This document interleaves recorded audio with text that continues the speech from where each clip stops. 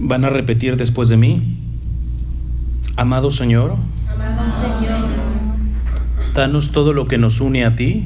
Danos todo lo que nos une a ti. Quítanos todo lo que nos separa de ti. Quítanos todo lo que nos separa de ti. Líbranos de nuestro egoísmo. Líbranos de nuestro egoísmo. Y entréganos enteramente a ti. Y entréganos enteramente a ti. Que nunca se haga nuestra voluntad. Que nunca se haga nuestra voluntad. Sino siempre hágase la tuya. Sino siempre hágase la tuya.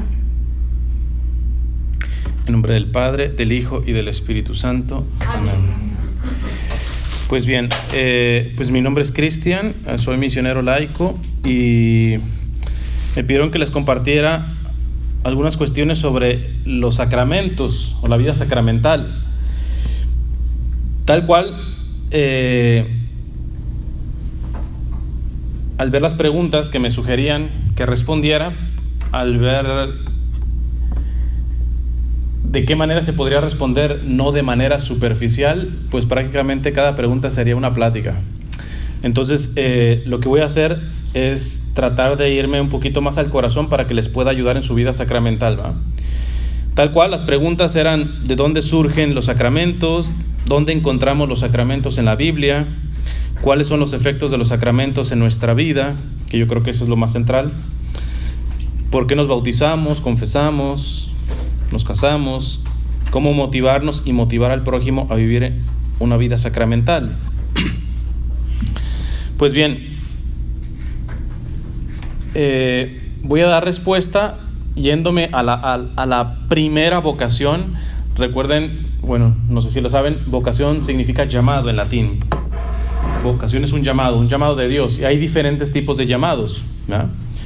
Pero el principal llamado que tenemos es el llamado existencial, porque antes de estar llamado, por ejemplo, en una vocación personal, es decir, en un estilo concreto de vida, ya sea la vida consagrada, matrimonio o vida célibe, en realidad hay algo principal. Hay un llamado por solamente el hecho de existir. Este llamado lo tiene todo ser humano, católico o no católico, está llamado existencialmente por Dios a algo. Esto responde a la pregunta básica de ¿para qué existo? ¿Para qué existo? Y esto es fundamental porque el Papa Benedicto, en una JMJ me parece que fue la de Alemania, él mencionó de que es la juventud el momento preciso para empezar a responder las preguntas existenciales. ¿Quién soy? ¿A dónde voy? ¿El sentido del dolor? ¿Cuál es el sentido de mi existencia? Etcétera. Para entender el aspecto de los sacramentos hay que entender y responder a la pregunta ¿por qué existo? Para irla resumiendo de manera muy sintetizada, el ser humano está llamado para dar gloria a Dios. Esa es su vocación. Su existencia tiene que dar gloria a Dios. El ser humano que no esté dando gloria a Dios con su vida pierde tarde o temprano la raíz de su existencia y va a poner su existencia en otra cosa. Ahora, eso de estamos llamados a dar gloria a Dios, pues suena muy romántico, pero pues barajeándola de una manera más concreta, ¿qué implica darle gloria a Dios o cómo se le da gloria a Dios? Se le da gloria a Dios siendo santo. Es decir, la vocación existencial para lo que existe el ser humano es para la santidad, para ser santo. Porque la santidad es finalmente, nuestra santidad es finalmente lo que le da gloria a Dios. Todavía puede quedar muy abstracto, pero ¿qué es santidad? Bueno, pues muy fácil. Ser santo es ser semejante a Jesús. Vamos a por orden. ¿A qué estamos llamados? Existencialmente a dar gloria a Dios. ¿Cómo se da gloria a Dios? Siendo santos. ¿Y cómo se termina siendo santo? Asemejándose a Jesús. Jesús es el modelo del hombre perfecto, del ser humano perfecto. Por lo tanto, si yo quiero que mi existencia tenga plenitud, tengo que ver qué tan semejante soy a Jesús. Dice en el libro de Deuteronomio, en el capítulo 6, Escucha, Israel, esmérate en practicarlos para que seas feliz y te multipliques como te he prometido Yahvé, como te ha prometido Yahvé, el Dios de tus padres, en la tierra que emana leche y miel. Escucha, Israel, Yahvé nuestro Dios es el único Yahvé. Amarás a Yahvé tu Dios con todo tu corazón, con toda tu alma, con todas tus fuerzas. Queden en tu corazón estas palabras que yo te dicto hoy. Se las repetirás a tus hijos, les hablarás de ellas tanto si estás en casa como si vas de viaje, así acostado como levantado. Las atarás a tu mano como una señal y serán como una insignia entre tus ojos. La escribirás en los postes de tu casa y en tus puertas. ¿Por qué traigo el primer mandamiento en todo su contexto? No me interesaba solamente decirles de memoria cuál es el primer mandamiento: amarás a Dios con toda tu mente, con toda tu alma, con todas tus fuerzas, con todo tu corazón. Porque el ser semejante a Jesús, y esto va a ser muy importante para la vida sacramental, no toca solamente el aspecto religioso de nuestra existencia, no. De hecho, la fe se empieza a podrir o termina siendo una fe superficial precisamente cuando se ve como que la semejanza de Jesús solamente agarra mi pedacito de vida religiosa. Yo como misionero les puedo decir, esto lo he visto prácticamente en todos los Estados Unidos. Hay una tendencia para mí protestante que se ha metido dentro de la Iglesia Católica, que es concebir la vida cristiana como una parte de nuestra existencia. Equivocado. Es como si tuviéramos cajitas.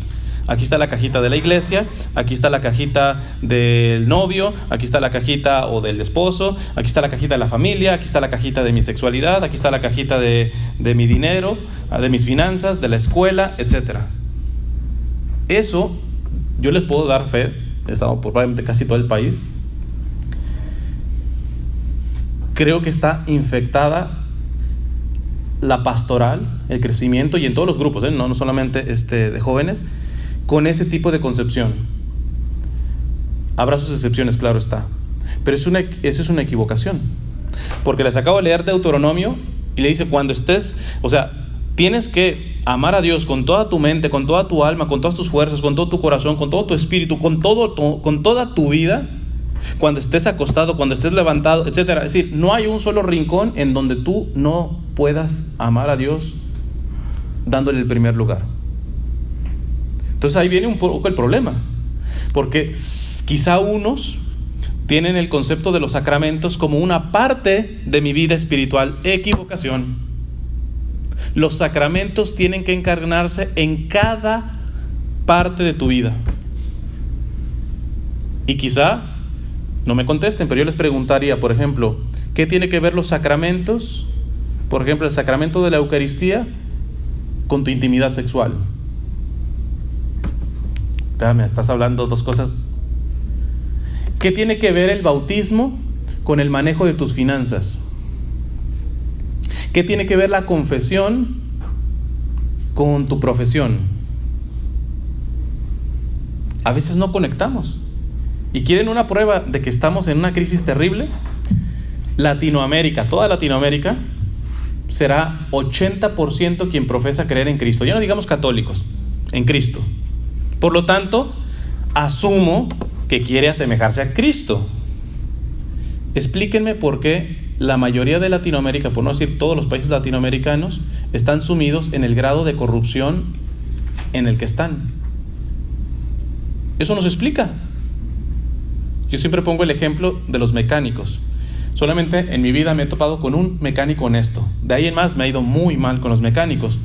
Pero lo chistoso está en que tú vas con un mecánico, gracias, y te puede descomponer, ya ven, te descomponen alguna cosita para tenerte como cliente, ¿va?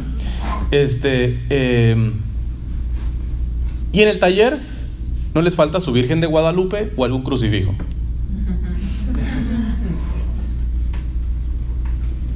Entonces, Este es el problema de concebir la vida espiritual, que vamos a ver que depende de los sacramentos, a lo menos para nosotros, como si fuera una parte de mi vida espiritual.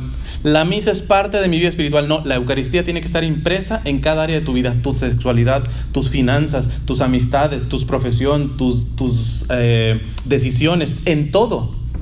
Porque si no está en todo, no cumples el primer mandamiento: amarás a Dios con toda tu mente, con toda tu alma, con todo tu corazón, con todo y en todo. Dios es primero en todo, en todo. Y uno tendría que revisar eso.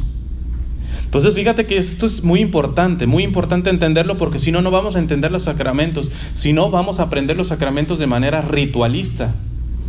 Pues toca... ¿Cuántas veces no hemos visto primeras comuniones de niños que se quedarán en la primera comunión? Nunca harán la segunda comunión. ¿Por qué? Porque tienen una concepción como de checklist. Ok, ya, primera comunión. Unos ya quieren hacer la confirmación. ¿Para qué? Es que si no hago la confirmación después no me puedo casar. Pero es que tú no entiendes la conexión del sacramento de la confirmación con la santidad que tiene que tener tu matrimonio. Tú estás viendo la confirmación como un paso, un requisito que te pide la iglesia para poder casarte. No entendemos los sacramentos. Hace unos meses yo estaba dando un retiro con un sacerdote en conjunto sobre el matrimonio, y él tocó un poco más la parte canónica, más de la regla. Y fíjense que es bien interesante lo que mencionó, se me hizo muy interesante. Él dice, una pareja que está en unión libre, que vive junta, de pronto me llega y me dice: padre, nos queremos casar. Dice el padre: como yo no soy un funcionario de la iglesia, yo no puedo decirle, mire, aquí está la forma, llénelo y yo los caso. No, eso es un funcionario. Yo soy un sacerdote, yo soy alguien que entiende esta concepción de los sacramentos, y entonces yo le tengo que preguntar, ¿por qué se quiere casar? Padre, es que ya vimos que tenemos que dar el paso, tenemos 5 años juntos, viviendo juntos, yo creo que ya es tiempo para poder casarnos. Y dice el padre: no los caso. No han entendido el aspecto del sacramento. Lo ven como, bueno, ya estuvimos juntos 5 años solos, y pues bueno, pues ya nos conocimos un poco lo suficiente, pues ya vamos casándonos, como un requisito del sacramento. Dice, muy diferente, un caso similar, me llega una pareja que ha vivido también, pónganle los años que quieran, en unión libre. Padre, nos queremos casar. Nuevamente, yo no soy un funcionario, llene la planilla y ya los caso. No, ¿por qué se quieren casar? Padre, nos hemos dado cuenta que vivíamos en pecado, que ofendíamos a nuestro Señor. No queremos que aprendan nuestros hijos esto. Queremos imprimirle a nuestra vida la vida de gracia. Anhelamos comulgar porque sabemos que sin la comunión no tiene sentido cada parte de nuestra vida. Los caso mañana, dice el padre. Y fíjense que los dos piden lo mismo, un sacramento. Pero uno está viendo el sacramento como decir, bueno, requisito. El primero bien le puede decir a sus hijos, ¿sabes qué? Júntate con la novia, y al fin y al cabo, ya cuando se más o menos entiendan, pues van y se casan. Pero ¿desde cuándo el pecado se planea? ¿Desde cuándo el pecado se planea? En cambio, la otra pareja también se quiere casar, pero ha entendido la conexión del matrimonio, la conexión de no vivir en gracia con toda su existencia, con la educación de sus hijos. Entonces es bien importante entender el sacramento no como una parte de tu vida religiosa. Si Cristo es el primero, tiene que ser el primero en todo. En todo. No solamente en tu vida religiosa o litúrgica, en todo. Si no, no es el primero. De hecho, Santa Catalina de Siena decía que quien no ama a Dios como lo exige el primer mandamiento, todo lo demás lo va a amar desordenadamente. O sea, chance y se ama, pero desordenadamente. No va a entender el orden. ¿Quieren que les ponga un ejemplo de un amor desordenado? Por ejemplo, bueno, aquí son jóvenes. No sé si alguno ya esté casado y tenga hijos. Pero esta pregunta me encanta hacerla cuando están los matrimonios. Y yo les digo a las señoras, levante la mano, ¿cuántos aman a sus hijos? Pues todas, levántate. Pregunta: ¿Ustedes aman más a sus hijos que a su esposo? Generalmente sí. Equivocación en el orden del amor. Una mujer nunca puede amar más a sus hijos que a su esposo. Nunca. Su esposo será primero, siempre será primero. Tan primero, mi papá va a cumplir 1 año de fallecido este septiembre. Yo estoy segurísimo que mi papá, cuando murió hace 1 año, lo primero que le pidió cuentas el Señor fue por mi mamá. No fue por mí, ni por mis hermanos, ni por su mamá. Por mi mamá, por su esposa. Porque el grado del sacramento del matrimonio va más allá de lo que... Fíjense hasta a veces cómo nos expresamos. Vámonos a casar a la iglesia para recibir la bendición de Dios. El sacramento del matrimonio no es para recibir la bendición de Dios. Es muchísimo más que una bendición. Y fíjense cómo nos expresamos. ¿En qué nivel tenemos el sacramento del matrimonio?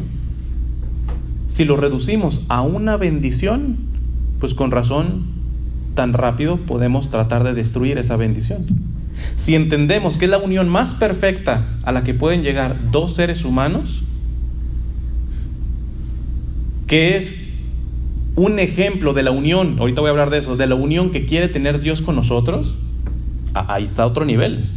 Ahí estamos hablando de otro nivel. Ahí entendemos ya el contexto de las palabras de Jesús. Lo que Dios ha unido no lo separa el hombre. No lo separa el hombre. Pero me pega, etcétera. Bueno, te puedes separar por seguridad, pero no, eso no significa que te vas y te consuelas con otro. Porque tú te has comprometido con la salvación de esa persona. Les pongo un ejemplo. Hay una mujer francesa que está en proceso de beatificación que se llama Elisabeth Lézure. Esta mujer se casó con un ateo, pero un ateo anticatólico, de esos que escuchan mencionar Iglesia Católica y casi vomita, rampante. Yo simplemente me imagino las amigas de Elisabeth Lézure: no seas tonta, que intentas convertirlo, etcétera. Esta gente no cambia. Pero Elisabeth tomó en serio su vida sacramental, su vida espiritual, en toda la plenitud. Podía tener miles de pretextos para dejar a ese hombre. Ella siguió fiel. El problema es que se murió Elisabeth y no se convirtió el hombre. Y ya me imagino las amigas: bruta, tonta, le dijimos que esta gente no cambia, etcétera.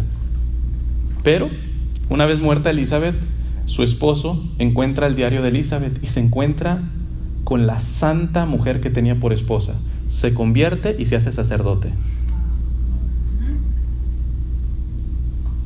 Cualquiera en la situación de Elisabeth podría ya tirar su matrimonio.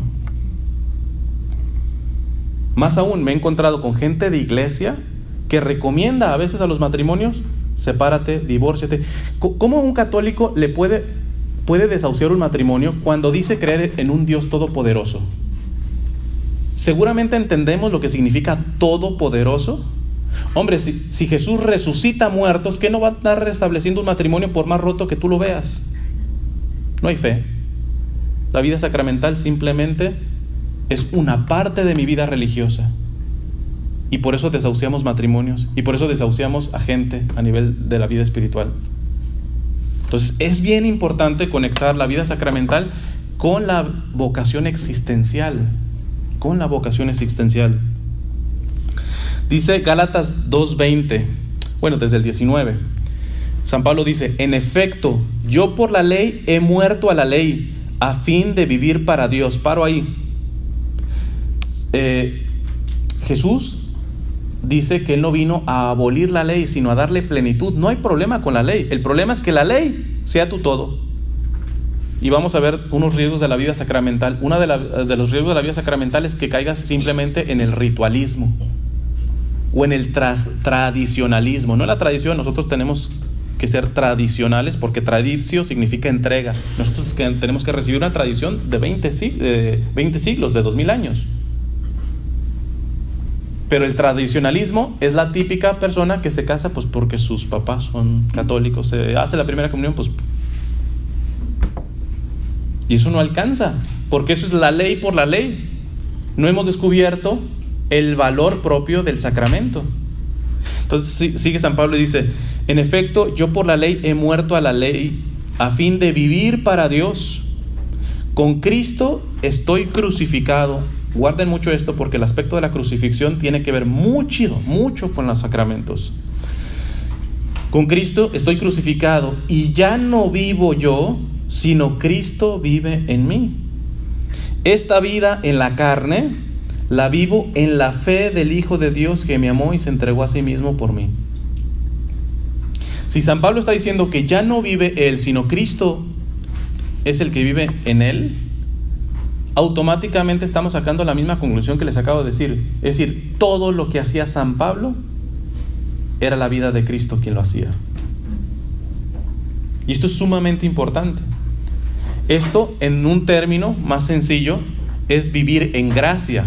¿Qué es la gracia? La vida de Dios en uno. ¿Qué quita la vida de Dios en uno? El pecado. Por eso uno de los sacramentos nos ayuda a restaurar la gracia santificante, que en este caso sea la confesión o la penitencia, o la reconciliación, diferentes nombres. Pero fíjense hasta dónde marca la cosa. Yo puedo estar aquí, supongamos que sea el más excelente orador, predicador, lo que sea, pero yo no estoy en gracia en este momento.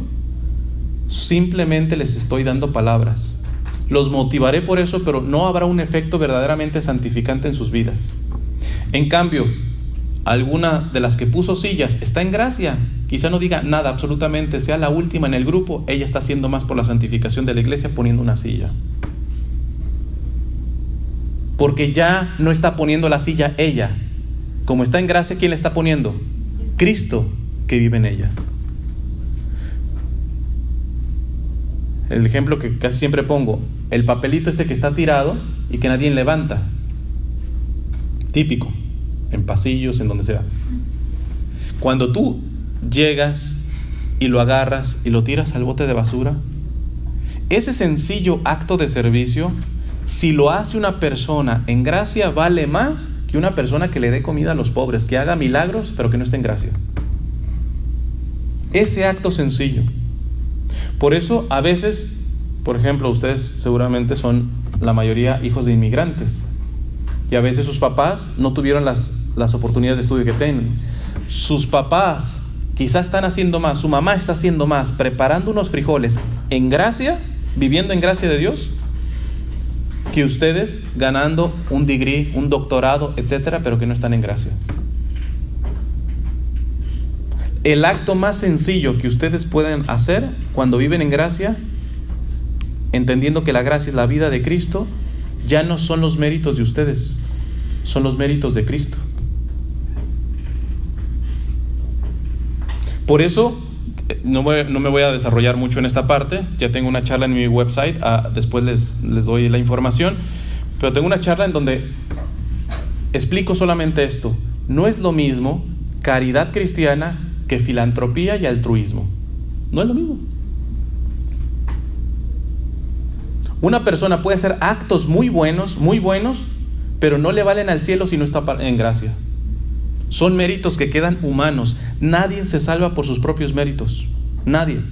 Sino por los méritos de Cristo. Por eso, una persona, un acto muy sencillo, pero que está en gracia, ese acto lo puede ofrecer por lo que sea, por pasado, presente y futuro. ¿Por qué? Porque no es el mérito de él, sino de quien habita en él, que es Dios. Y cualquier obra, por muy buena que sea, si no está en gracia, si bien nos va, llega a altruismo o filantropía, pero caridad cristiana no. Solamente hacen actos estrictamente de caridad los que están en gracia. Porque la verdadera caridad procede de Dios, no de nuestros méritos. Entonces, ¿cuál es la parte más central que quisiera tocar? Sobre todo la pregunta que me habían puesto, una de las varias. ¿Cuáles son los efectos de los sacramentos en nuestra vida? Lo voy a poner en este contexto para hacerlo de manera digerible. Lo más importante de la vida sacramental, ya han entendido un poco con lo que les acabo de decir, pero lo más importante es que contribuye al matrimonio espiritual. Este término lo podría cambiar por otras formas, pero creo que con la figura del matrimonio nos vamos a entender bien. De hecho, es una figura que el mismo Dios ha elegido desde el Antiguo Testamento. Basta que lean el Cantar de los Cantares y es todo un romance entre el amado y la amada.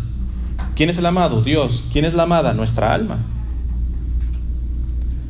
El matrimonio se queda corto para la unión que busca Dios tener con nosotros, se queda corto, pero es lo que más se acerca. Es lo que se alcanza a acercar un poco más. ¿Por qué? Porque en el sacramento del matrimonio se dan realidades que más o menos nos avisan a qué punto Dios nos quiere unir con Él. Ejemplo, en el sacramento del matrimonio, todo lo de la mujer pasa a ser del hombre y todo lo del hombre pasa a ser de la mujer. El cuerpo de la mujer casada ya no le pertenece a ella, le pertenece a su esposo. El cuerpo del esposo ya no le pertenece a él, le pertenece a su esposa. Se da la unidad en el desprendimiento total de lo que soy. Entonces, si hacemos esto y lo aplicamos a la unión que Dios quiere tener, pues entendemos que el matrimonio espiritual que Dios quiere tener con nosotros es eso: que todo lo que eres, todo lo tuyo ya no sea tuyo, sino de Él, y todo lo de Él sea tuyo. Y ahí empezamos un poco con problemas. Porque si algo es de Dios, les digo, es la dimensión de la redención, y la redención se dio en la cruz. ¿Y quién, no me respondan, quién cuando recibe, por ejemplo, la Eucaristía, cuando va a misa, mínimo le viene a la cabeza que lo que está pidiendo el Señor es que te unas a su pasión?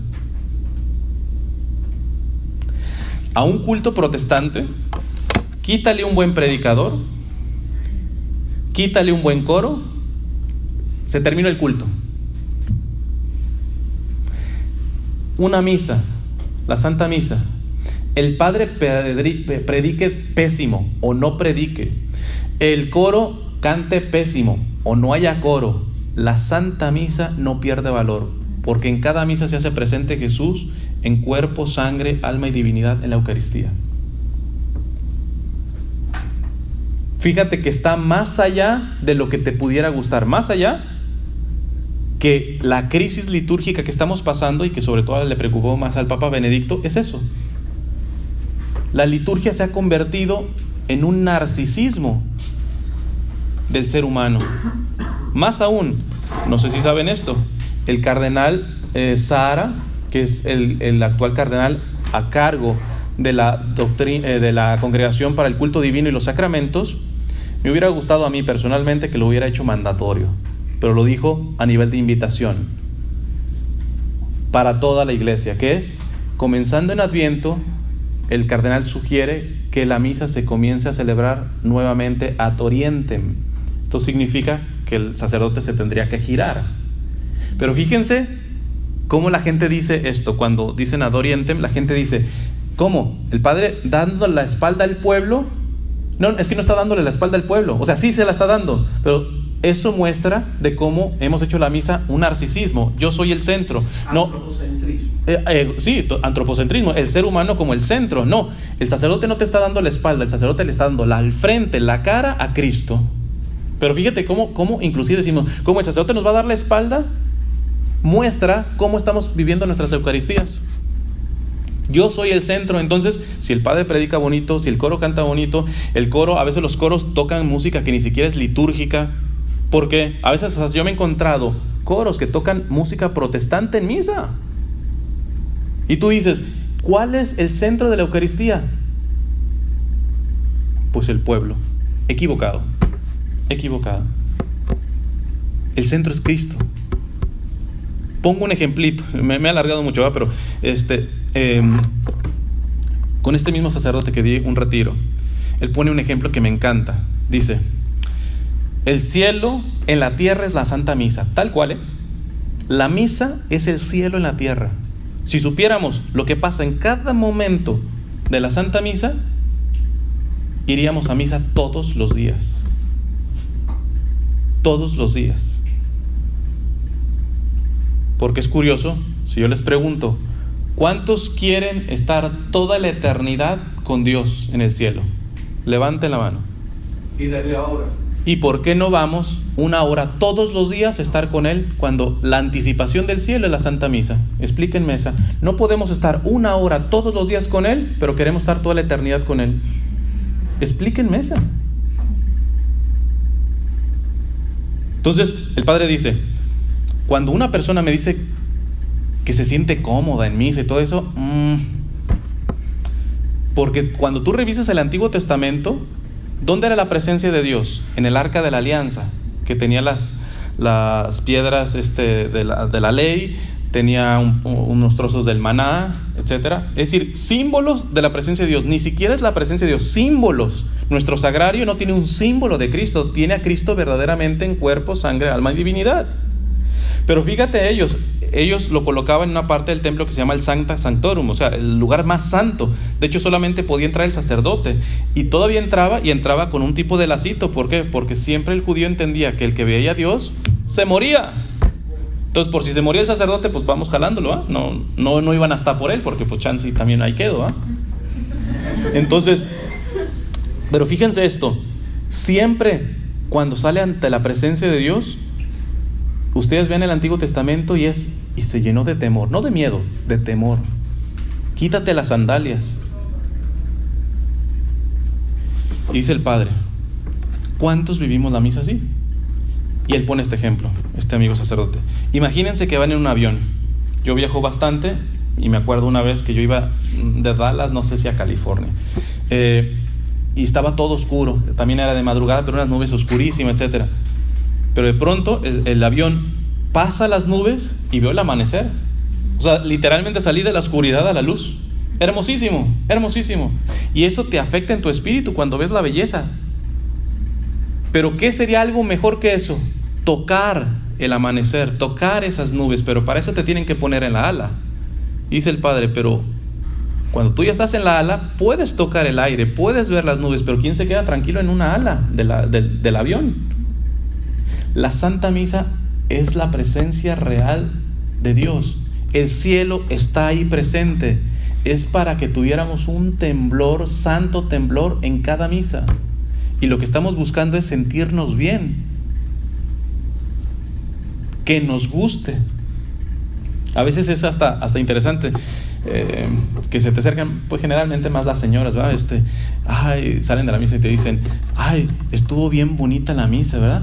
¿Y cuándo no está bonita la misa? Empezamos con boberías de que misa de sanación, toda misa es de sanación. Pero fíjense cómo nosotros empezamos a pervertir los sacramentos. El Padre dice, mañana misa a las 8, 3 gatos. Misa de sanación, se le llena el templo. Es decir, no van por Cristo, van por los milagritos de Cristo. Entonces, si vamos a entender los sacramentos, ojalá los entendamos desde su raíz. Y la clave del matrimonio espiritual es muy importante. En los sacramentos te tienes que olvidar de ti. Mueres a ti, comenzando por el bautismo. Tú mueres a lo que eres y naces en Cristo. Los sacramentos es la vía más perfecta para ese matrimonio, para cada vez estar más unido a Cristo. Porque el sacramento te pide todo y te da todo de Dios.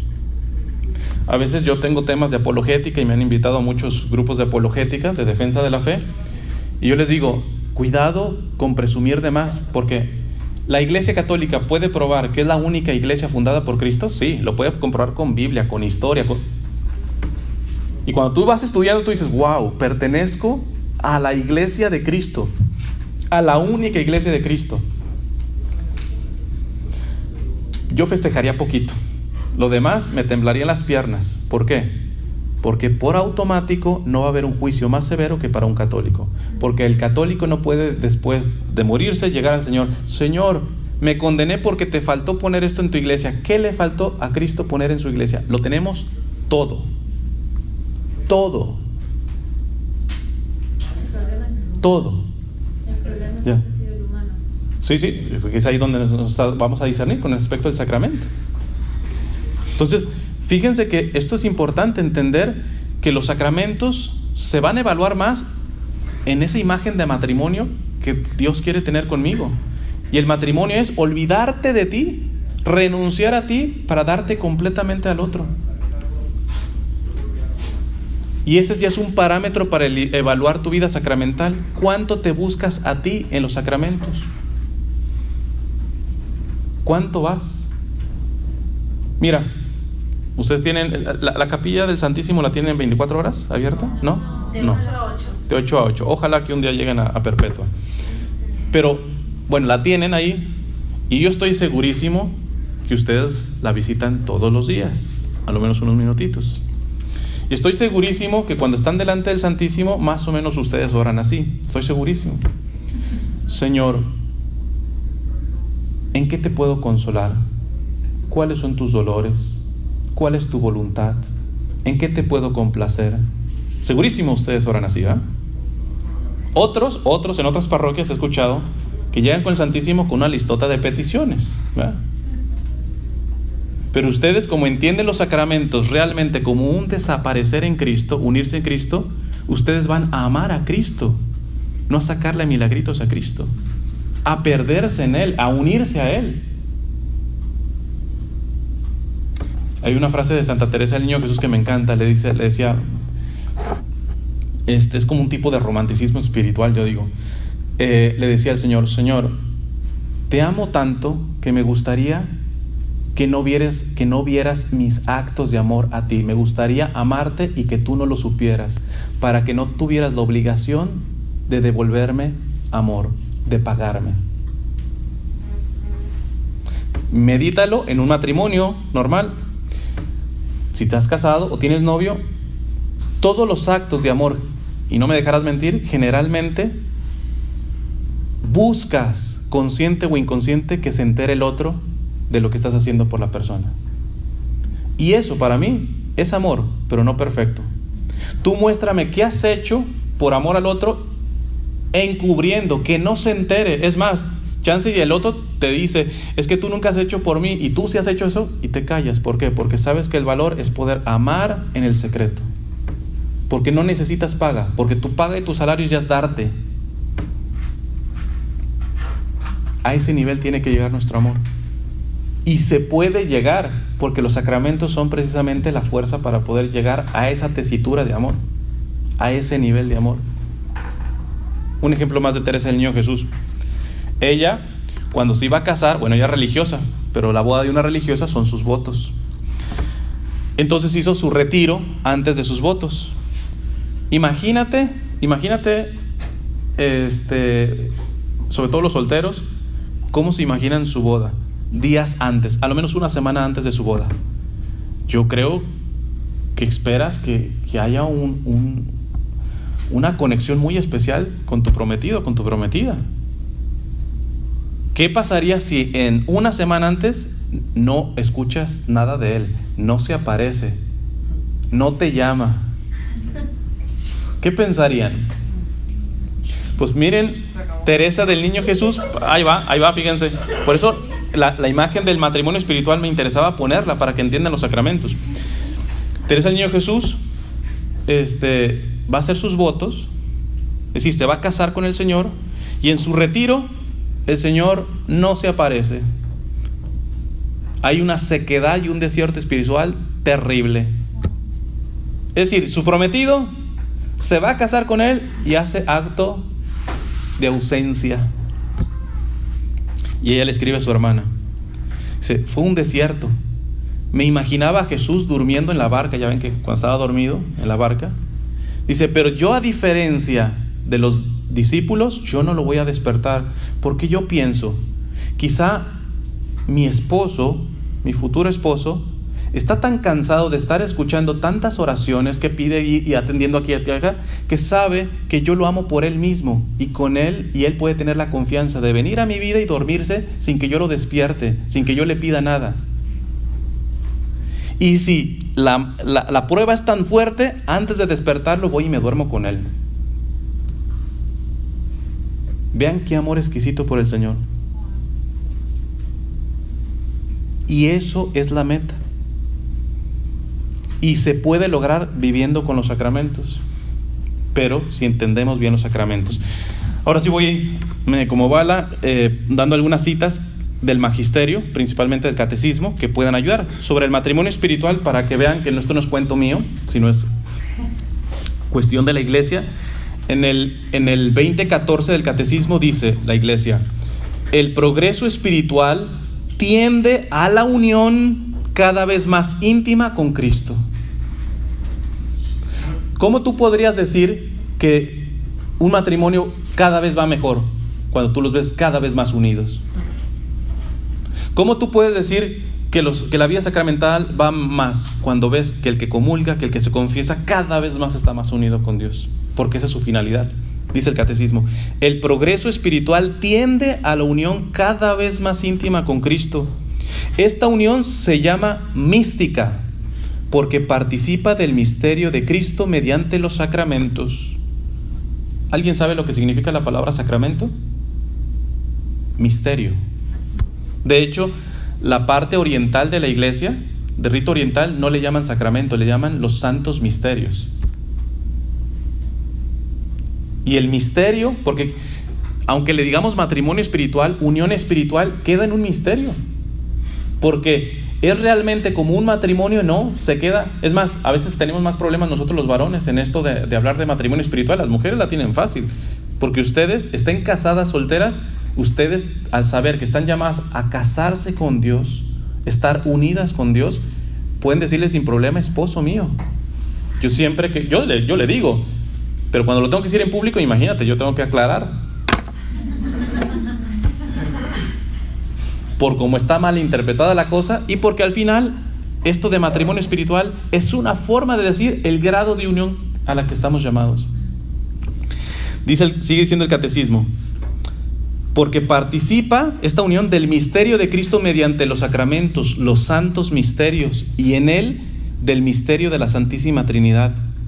Dios nos llama a todos a esta unión íntima con Él, aunque las gracias especiales o los signos extraordinarios de esta vida mística sean concedidos solamente a algunos para manifestar así el don gratuito hecho a todos.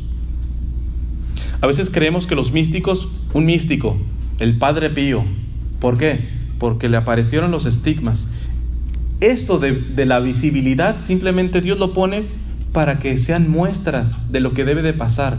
Pero una persona que está comulgando está uniéndose a la pasión de Cristo. No necesitan salirle los estigmas. Dios lo permite, esas cuestiones, para avisarnos lo que no estamos viendo en los sacramentos, ¿verdad? Lo que no estamos viendo en los sacramentos. Dice en el número 1129, el catecismo: la Iglesia afirma que para los creyentes los sacramentos de la nueva alianza son necesarios para la salvación. ¿Qué es la salvación? Vivir plenamente en Cristo. ¿Qué es el cielo? Vivir en Él. Por lo tanto, ¿qué es lo que más se le asemeja al cielo? Los sacramentos. Son necesarios para la salvación. La gracia sacramental es la gracia del Espíritu Santo dada por Cristo y propia de cada sacramento. El Espíritu cura, transforma a los que reciben, conformándolos con el Hijo de Dios. Por eso la confesión, fíjense, les voy a decir una cuestión que a veces no se da en la catequesis. Supongamos que aquí tengamos un santazo que no peca, ni veniales. Se puede ir a confesar de pecados pasados simplemente para poder recibir la gracia de la confesión, porque la confesión no solamente perdona los pecados, te une a Cristo, te fortalece en la virtud. No te vaya a pasar, hay un cómico de mi país, bueno, el más grande cómico de nuestro país, al menos yo lo considero el más grande cómico, se llama Cantinflas. Y en una película, un padrecito le dice: Cantinflas, le dice, ya no te he visto por la iglesia, no te has ido a confesar. Y dice: ay, padrecito, es que no me iba a confesar porque le estoy recolectando pecados para que valga. O sea, está viendo la confesión, o sea, así como que no, tengo 3, no, para que valga la confesión, unos 15 más o menos. No se trata de eso, porque la confesión te perdona, pero te da muchísimas más gracias, además del perdón. Quien quiera profundizar, por ejemplo, del sacramento de la confesión, yo tengo en mi página una charla que se llama Breve Catequesis de la Confesión y otra que se llama Los tipos de pecado, y ahí pueden profundizar en demasía con esto. El Espíritu cura y transforma a los que reciben, conformándolos con el Hijo de Dios. ¿Por qué? Porque para esa unión tienes que estar cada vez más preparado. Y si tú estás sucio, tú no te puedes unir a Jesús.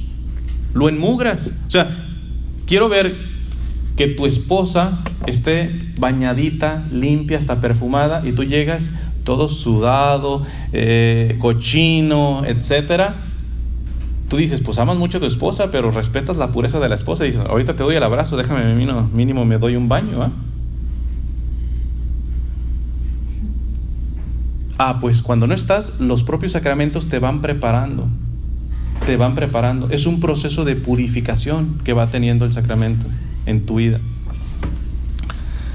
Consiste en que el espíritu de adopción deifica. Los sacramentos nos van asemejando más a Jesús, y Jesús es Dios, nos volvemos dioses, pero no en el sentido estricto de la palabra, ¿verdad?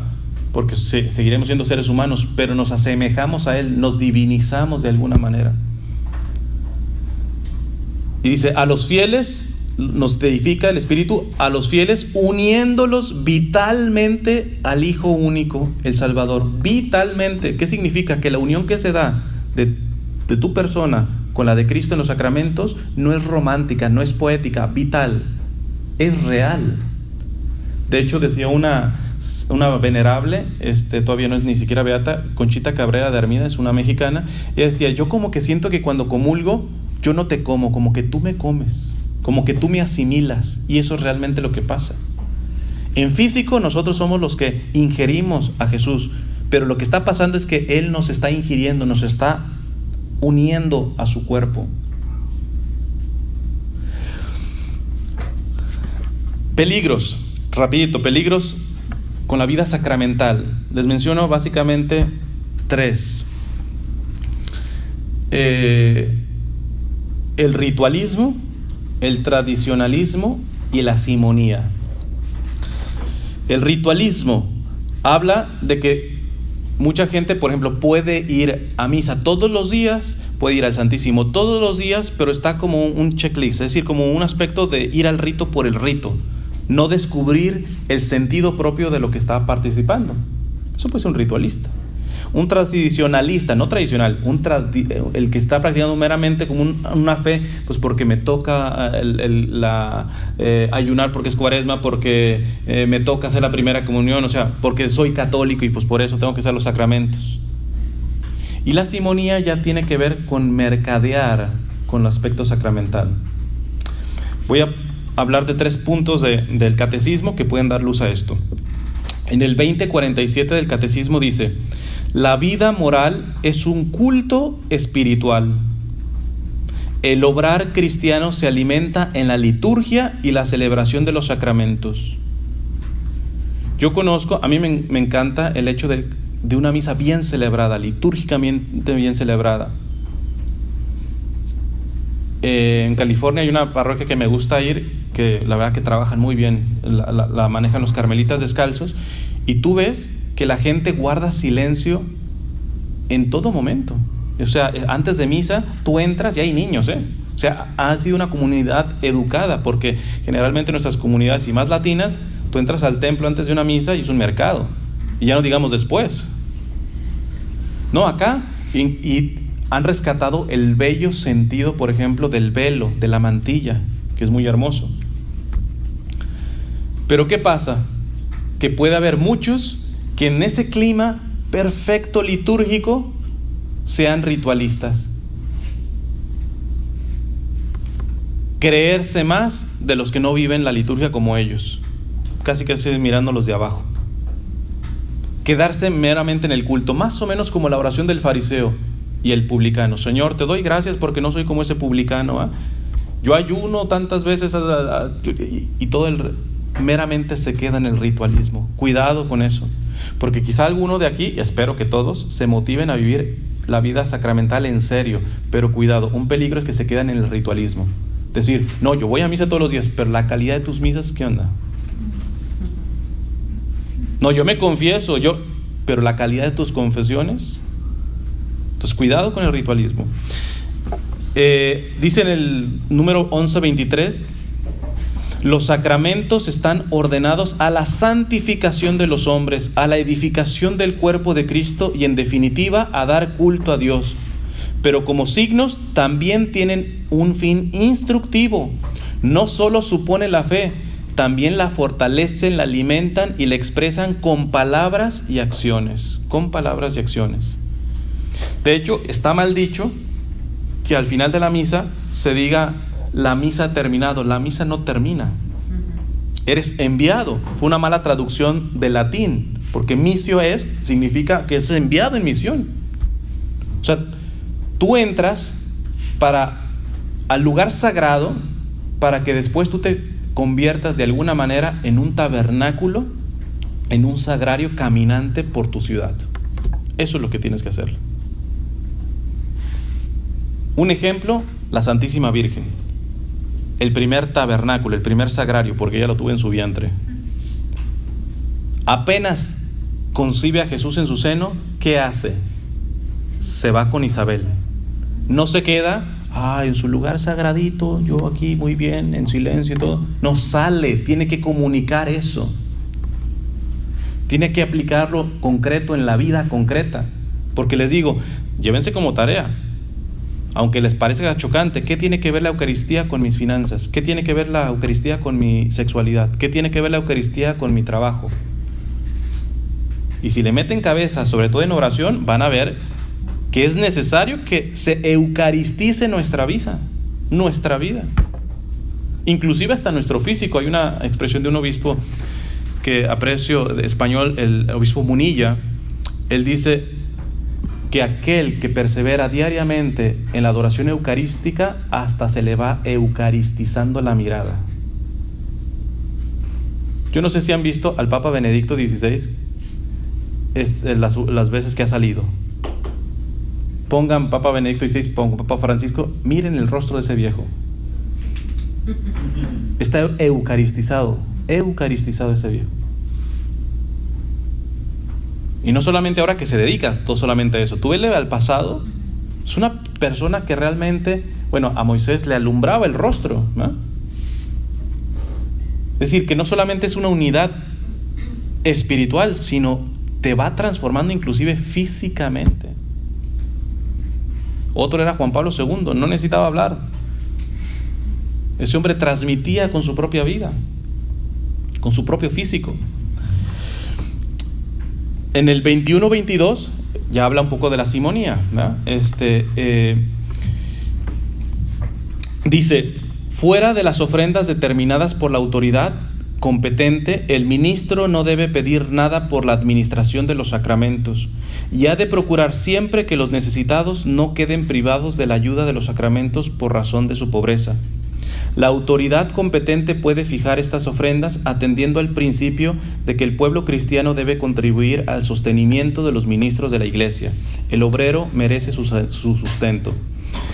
¿Esto por qué lo tengo que sacar? Porque cuántas veces yo me he topado con decir, yo sí quiero vivir una vida sacramental, pero la boda me la cobraron bien cara, el bautismo me lo cobraron. Para empezar, un sacramento no se vende, ni con todo el dinero lo pagas. Lo que se pide, la ofrenda, son con fines para mantener la propia iglesia y con el aspecto lícito de mantener nuestro clero. Pero no estamos pagando el sacramento. De hecho, el Papa Francisco ha hecho una invitación a cambiar el vocabulario en ese sentido. Porque ¿cuánto vale la misa de boda? Entonces la gente cree que está pagando. No, a mí mi boda me costó. Espérate, tú no pagas un matrimonio, tú no pagas una confesión ni con todo el dinero del mundo. Ni con tu vida la pagas. Entonces hay que entender esta parte de que nosotros no podemos reducir un sacramento a un aspecto meramente burocrático. Tiene que haber una burocracia porque tiene que haber un orden. Pero esto va más allá. En este sentido, hay que pedir siempre por el clero, precisamente para que no caigan en el abuso. Yo he conocido en otras comunidades, y en este caso era una comunidad pobre, de inmigrantes, que el sacerdote no quería administrar el sacramento a la persona porque no podía pagar el estipendio, la ofrenda. Eso es un pecado grave. No se puede negar un sacramento por dinero. Pero también he visto lo contrario, y también en una comunidad pobre, un sacerdote que era sumamente generoso, y entonces la gente le decía, padre, no tengo para dar la ofrenda del bautismo o para de la primera comunión. Y el padre decía, tranquilo, un sacramento no se vende. Pero ¿qué pasaba? Que después de la primera comunión te enterabas el fiestonón que le hizo al niño de primera comunión. Esto viene de ida y vuelta, Tan mal está el sacerdote que le pone precio a un sacramento, eso es grave, como una persona que no se hace responsable también del mantenimiento de su propia iglesia, ¿verdad? Pero que nos quede claro, un sacramento no se vende, porque ni con todo el dinero lo pagas. Voy terminando, y lo que voy a terminar es con el sacramento de sacramentos, la Eucaristía. Sabemos que hay 7 sacramentos: bautismo, confirmación, Eucaristía, que son los 3 de iniciación principales, sacerdocio, matrimonio, unción de los enfermos y la penitencia, se me estaba yendo, la confesión, ¿verdad? Pero el sacramento de sacramentos, más aún, lo más importante del universo, no solamente para la iglesia, del universo, no estoy exagerando, ahorita voy a tratar de explicar con pocas palabras esto. De hecho, el Padre Pío, San Pío de Pietrelcina, decía que el demonio no destroza la humanidad porque en algún lado siempre se está celebrando una misa. En este momento, en alguna parte se está celebrando una misa. Cuando tú estás durmiendo, en alguna parte se está celebrando una misa. Preocúpense el día que no se celebre una misa, porque ahí estaremos desprotegidos. Lo más grande, no solamente de la iglesia, del universo, de la creación entera, es la misa. Más aún, les voy a decir una cuestión que decía un teólogo muy famoso, el padre, en paz descanse, Antonio Rollo Marín. Este padre, fíjense, va a sonarles quizá hasta un poco fuerte para algunos de ustedes. El padre Antonio Rollo Marín decía: una sola misa le da más gloria a Dios que toda la gloria que le dan todos los ángeles, todos los santos e incluida la Virgen María. Échense esa. Una sola misa le da más gloria a Dios que toda la gloria de la población celestial que ahorita hay. Ahí están todos los ángeles, todos los santos e incluida la Santísima Virgen. ¿Por qué? Porque la gloria que le da un ángel, los santos y la misma Virgen es una gloria de criatura. Y en la misa no se ofrece una criatura, se ofrece el mismo Dios. ¿Quién le llega a ese nivel? Por eso una sola misa vale más que toda la gloria de toda la corte celestial. Una sola. De hecho, esa corte celestial en cada misa, bueno, aquí tendré que explicarles la misa, nomás les menciono, por ejemplo, un pedacito, el santo. En el momento del santo, todos los santos, todos los ángeles, la Santísima Virgen están presentes ahí, adorando. Por eso no entiendes que tú dices, entra un santo y te lo tocan en cumbia, y tú dices, ¿qué tiene que ver con lo que está pasando ahí? No tiene nada que ver, nada que ver. ¿Tengo algo contra las cumbias? No, pero no es el momento, porque no me dice nada ese tipo de música con lo que está pasando en ese momento. Yo, de hecho, frecuentemente cierro mis ojos a la hora de la misa. Hay momentos donde no se pueden cerrar, por ejemplo, a la hora de la consagración, pero en muchos, por ejemplo, en el santo, yo estoy recitándolo, y si mi imaginación generalmente se va al fútbol, a la novela, lo que voy a hacer después de misa, ¿por qué no usarla para bien? Yo me imagino con mi imaginación lo que realmente está pasando, y me imagino todos los ángeles alrededor mío, y todos dando adoración a Cristo, que se va a hacer presente en el momento de la consagración. Eso nomás es un pedacito en el momento del santo. Pero si yo les explico cada paso, es que tú te vas a dar cuenta que lo más seguro es de que tú no has vivido una misa bien en tu vida. Quizá no has asistido a una misa bien celebrada en tu vida. Claro, eso ya no es culpa tuya, es culpa de los obispos, sacerdotes, ¿no? Pero nosotros tenemos el tesoro de la creación, no de la humanidad, de la creación entera. Se acabó el tiempo. Les cito nada más el catecismo en el 1324 dice: la Eucaristía es fuente y cima de toda la vida cristiana. Ojo con los calificativos. Fuente. La iglesia que no es eucarística se muere, porque es su fuente. Déjenme decirles una corrección que generalmente la hago en todos los ministerios y grupos. y que muchas veces he incomodado, pero gracias a Dios a mí no me importa no ser políticamente correcto. Posiblemente sea la última vez que me inviten aquí, si es necesario, pero yo no me callo. Y yo les digo, un grupo, un ministerio que no esté formando almas eucarísticas, discúlpenme, pero es un grupo o un ministerio protestantizado. Cantaron, perfecto. El día que se vayan a otra iglesia van a encontrar música allá, ¿eh? Que un tema, allá también les van a dar temas. Pónganme cualquier cosa y yo les puedo decir que las iglesias protestantes se los pueden ofrecer. Pero yo quiero que me digan en qué iglesia protestante van a encontrar la presencia de Jesús en la Eucaristía. Mira, cualquier persona que deja la iglesia católica puede tener muchas razones. El padre le hizo mala cara, el grupo habló mal de él, lo que tú quieras y gustes. Pero todos los que dejan la iglesia católica en una cosa se parecen: no eran almas eucarísticas. Un alma eucarística nunca va a abandonar la iglesia católica, por más de que la iglesia católica que conoce a su alrededor esté podrida, nunca la va a dejar, porque nadie cambia un billete de $100 por uno de $1. Nadie. Y la Eucaristía, te está diciendo que el catecismo es la fuente y cima. Nacemos de la Eucaristía y vamos al culmen de la vida de la iglesia, es la Eucaristía. Los demás sacramentos, como también todos los ministerios eclesiales y las obras de apostolado, están unidos a la Eucaristía y a ellas se ordenan. Toda la vida de la iglesia tiene que ser eucaristizado. La Sagrada Eucaristía, en efecto, contiene todo el bien espiritual de la iglesia, es decir, Cristo mismo, nuestra Pascua. Voy a leerles nomás un texto, pero quiero poner nomás este ejemplito y cierro. Vámonos al ambiente de aquí.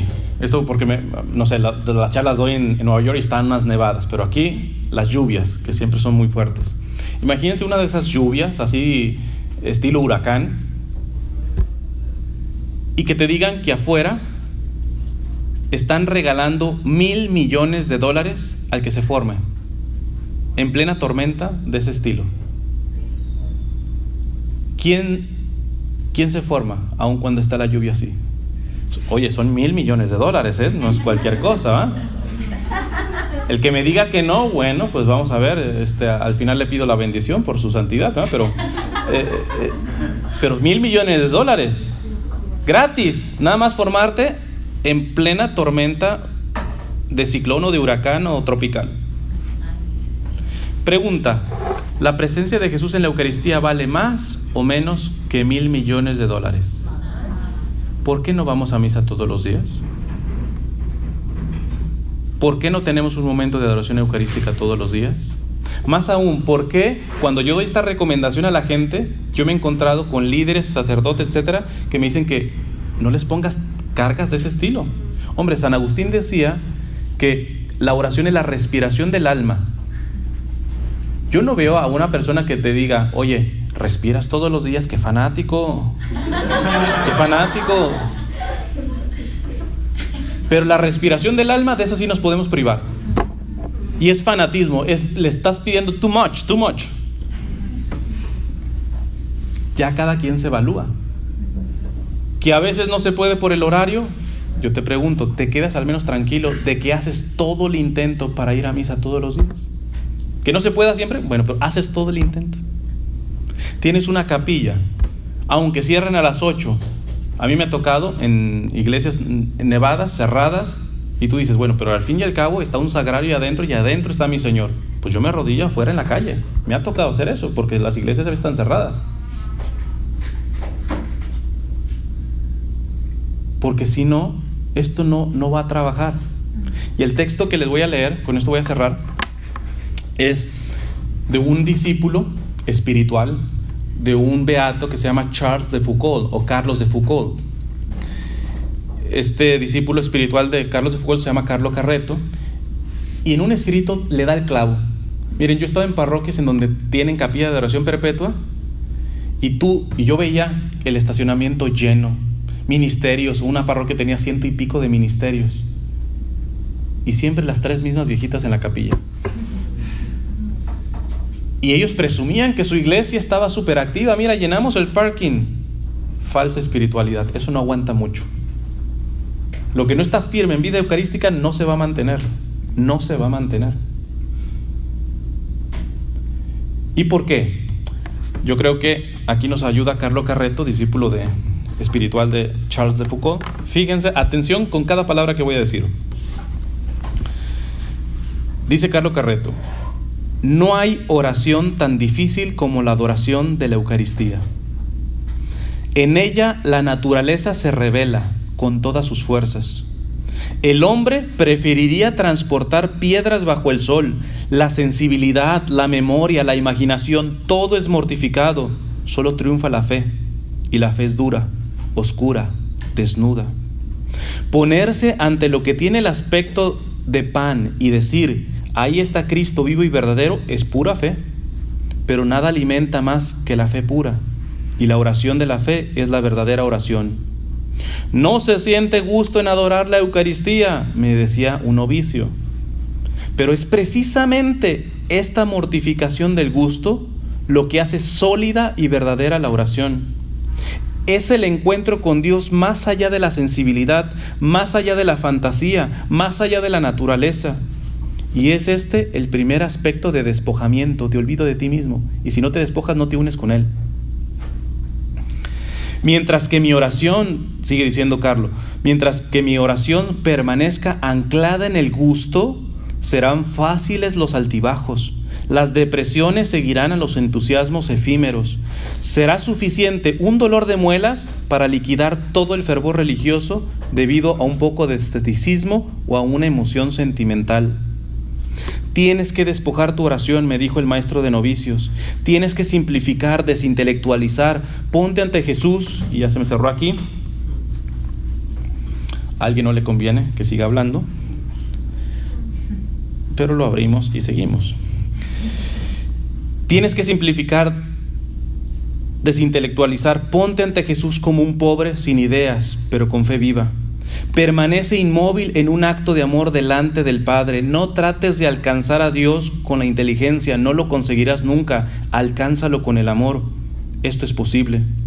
La batalla no es fácil, porque la naturaleza humana quiere su revancha, quiere su ración de goce, y la unión con Jesús crucificado, les dije que guardaran esa palabra, la unión con Jesús crucificado es algo completamente distinto.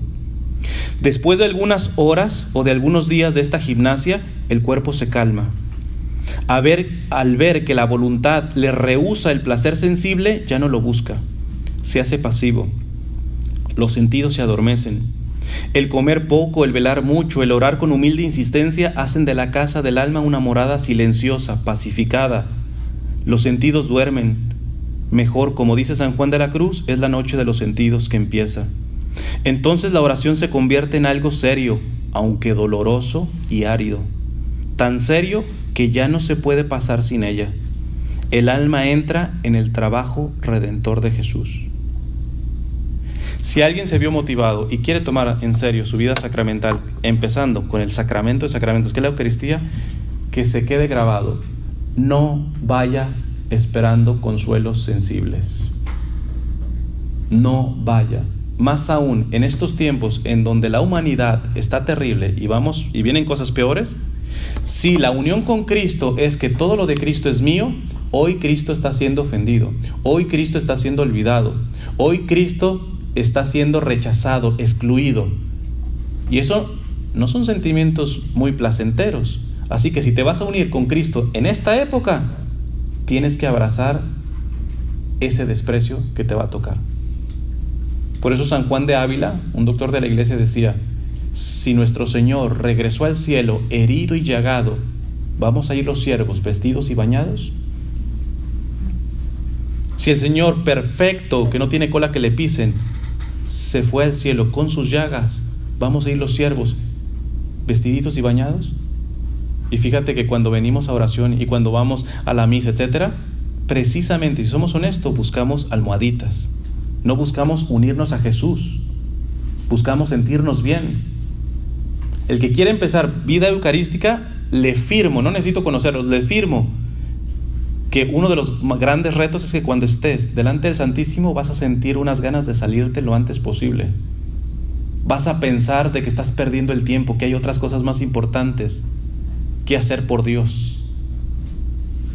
Pero es ahí donde se va a purificar, ahí es donde va a madurar tu fe.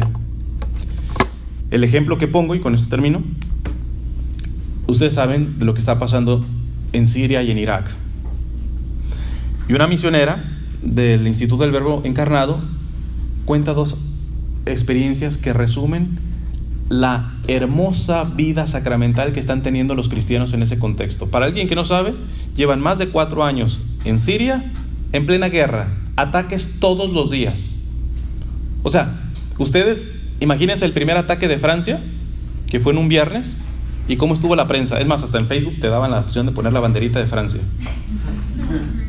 Imagínense que hubiera habido otro atentado el sábado, el domingo, es más, el de Orlando. Imagínense que hubiera habido otro atentado igualito al siguiente día y al siguiente día, y multiplíquenlo por 4 años. Eso ha sido Siria y no se ha hablado nada de Siria. Dime cuándo Facebook te ha puesto una banderita de Siria. Los están acribillando nuestros hermanos cristianos ahí. Pues bueno, esta hermana, ellos están encargados de la catedral de rito latino en Alepo, en una ciudad de Siria. Les cayó un misil, casi les derrumbó la catedral, 400 muertos. Después de recoger cuerpos, pedazos de cuerpo, etcétera, los jóvenes limpiaron y le dijeron: padre, ¿y la misa de hoy? Les acaba de caer un misil y lo que están pensando es en la misa. Y como les dije que la vida eucarística se encarna en todas las cosas, estos no solamente se quedan en misa, viven su vida. Estas monjas atienden a estudiantes ahí en Alepo, y una de ellas cuenta que hay ciertas bombas que son muy peligrosas porque no es tanto el impacto, sino que la onda expansiva avienta lo que le llaman esquirlas, es decir, cosas cortantes, y esas son las más dañinas porque mutilan y todo. Entonces dice: yo misma tengo mi portafolio con lo más importante. Cuando cae una de esas bombas, córrele y protégete, agarra lo más importante. Entonces dice que una vez cayó una, y entonces una de sus estudiantes se regresa a agarrar los apuntes. Le dice: hija, ¿qué andas agarrando eso? No, madre, es que si pasamos esta, el viernes tengo examen. Vean el compromiso, o sea, la vida eucarística hecha, encarnada en un estudiante, en el compromiso de su estudio.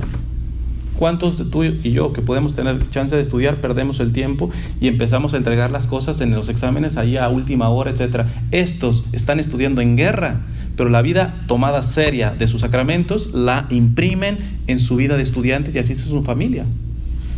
Así es en su familia. Entonces, ojalá que esto les ayude a tratar de vivir una vida eucarística seria. Si pecan, miren, hay que evitar pecar, porque nos quita la vida de gracia, y automática en pecado mortal no puedes comulgar. Pero ahí está la confesión, y la confesión lo que te está avisando es algo hermoso. No hay tanto problema en que peques, cuídate de que justifiques el pecado. Ese es el daño más grave. Cuando tú pecas, el demonio te ganó una batalla. Cuando tú justificas el pecado, te está ganando la guerra. Así que, porque todos estamos heridos, ¿cuántas veces pecamos en los mismos pecados? Mientras no te vuelvas un cínico, mira, no tengas miedo en confesarle el mismo pecado al Padre, así sean 50 años. Lo grave es justificar el pecado. Al pecado llámale pecado. No hay mentiritas piadosas, la mentira es la mentira. Y esta clave te va a dar una visión seria de sacramentos, ¿no? Entonces vamos a hacer una oración final así como está. En nombre del Padre, del Hijo y del Espíritu Santo. Amén. Te damos gracias, Señor, porque tu vida, que nosotros la llamamos la gracia, tu misma vida, la transmites a través de cada uno de los sacramentos. Ayúdanos a ser personas verdaderamente de vida sacramental, profundamente sacramental, principalmente eucarística.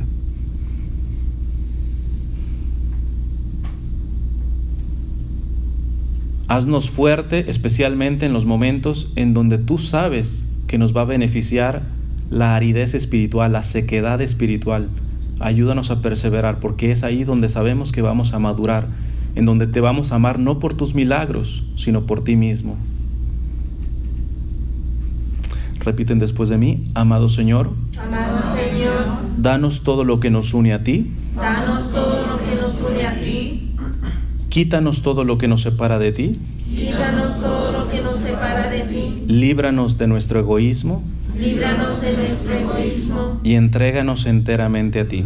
y entréganos enteramente a ti. Que nunca se haga nuestra voluntad, Que nunca se haga nuestra voluntad, sino siempre hágase la tuya. sino siempre hágase la tuya.